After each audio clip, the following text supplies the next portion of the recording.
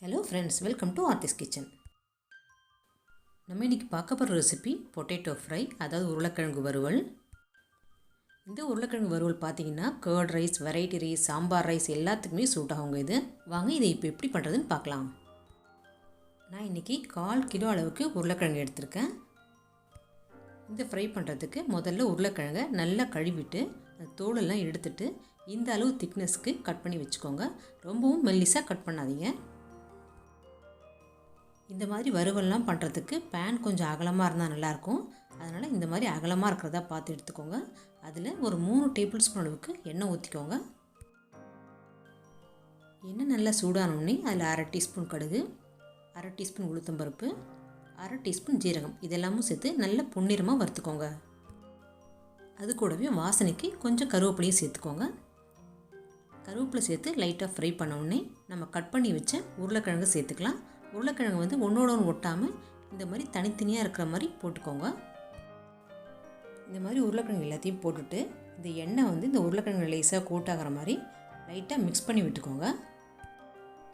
இந்த மாதிரி லேசாக மிக்ஸ் பண்ணிவிட்டு ஒரு 1/2 டீஸ்பூன் அளவுக்கு மஞ்சள் பொடி, 3/4 ஸ்பூன் அளவுக்கு உப்பு இதையும் சேர்த்து நல்லா மிக்ஸ் பண்ணிக்கோங்க.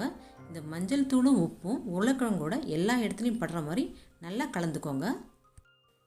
இந்த மாதிரி நல்லா கலந்ததுக்கு அப்புறமா ஸ்டவ்வை மீடியம் ஃப்ளேமுக்கு மாற்றிட்டு ஒரு மூடி போட்டு ஒரு 3லேருந்து 5 நிமிஷத்துக்கு இந்த உருளைக்கிழங்கை வேக வச்சுக்கோங்க.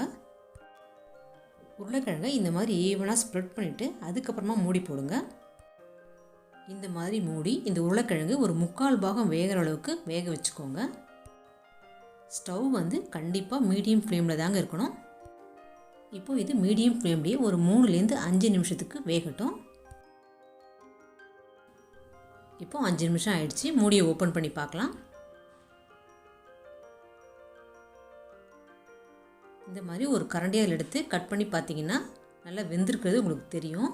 இந்த அளவுக்கு வெந்தால் போதும். இப்போது நம்ம இந்த உருளைக்கிழங்குக்கு தேவையான மசாலாக்கள்லாம் சேர்த்துடலாம். இப்போது இதில் வீட்டில் அரைச்ச குழம்பு மிளகாய்த்தூள் 1 ஸ்பூன் சேர்த்துருக்கேன்.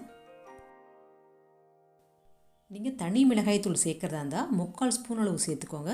அதே மாதிரி மல்லித்தூளும் 3/4 ஸ்பூன் அளவு சேர்த்துக்கோங்க. அடுத்தது கொஞ்சமாக பெருங்காயம். அடுத்தது கலருக்காக ஒரு 1/2 டீஸ்பூன் அளவுக்கு காஷ்மீரி சில்லி பவுடர் சேர்த்துக்கோங்க. இந்த சில்லி பவுடர் வந்து அவ்வளோவா காரம் இருக்காது. இப்போது நம்ம இதில் சேர்த்துருக்கிற மிளகாய்த்தூள், பெருங்காயத்தூள் இது எல்லாமும் உருளைக்கிழங்கோட எல்லா இடத்துலையும் படுற மாதிரி ஈவனாக மிக்ஸ் பண்ணிவிட்டு மூடி போட்டு மீடியம் ஃப்ளேமில் ஒரு 2-3 நிமிஷத்துக்கு வேக வச்சுக்கலாம். இந்த மாதிரி நல்லா ஸ்ப்ரெட் பண்ணி விட்டுட்டு அதுக்கப்புறம் மூடி போடுங்க. இப்போது 2 நிமிஷம் ஆயிடுச்சு. ஓப்பன் பண்ணலாம். உங்களுக்கு உருளைக்கிழங்கு இந்த அளவுக்கு வெந்தால் போதும் நீங்கள் நினச்சிங்கன்னா இது இப்படி கூட எடுத்துடலாம். உங்களுக்கு இன்னும் கிறிஸ்பாக வேணும்னா மூடி போடாமல் ஓப்பன் பேன்லேயே வேக வச்சு உங்களுக்கு எந்த அளவுக்கு கிறிஸ்பாக வேணுமோ அந்த அளவுக்கு வேக வச்சு எடுத்துக்கலாம். இப்போ உருளைக்கிழங்கு வறுவல் ரெடி ஆகிடுச்சு. இந்த சிம்பிளான உருளைக்கிழங்கு ஃப்ரை சாம்பார் சாதம், தயிர் சாதத்துக்குலாம் நல்ல ஒரு காம்பினேஷனுங்க. நீங்களே இதே மாதிரி செஞ்சு பாருங்கள். செஞ்சு பார்த்துட்டு எப்படி இருக்குன்னு உங்கள் ஃபீட்பேக்கை கமெண்ட்ஸில் சொல்லுங்கள். பிடிச்சிருந்தால் லைக் பண்ணுங்கள், ஷேர் பண்ணுங்கள். மறக்காமல் ஆர்த்திஸ் கிச்சனை சப்ஸ்கிரைப் பண்ணி வச்சுக்கோங்க. தேங்க்யூ.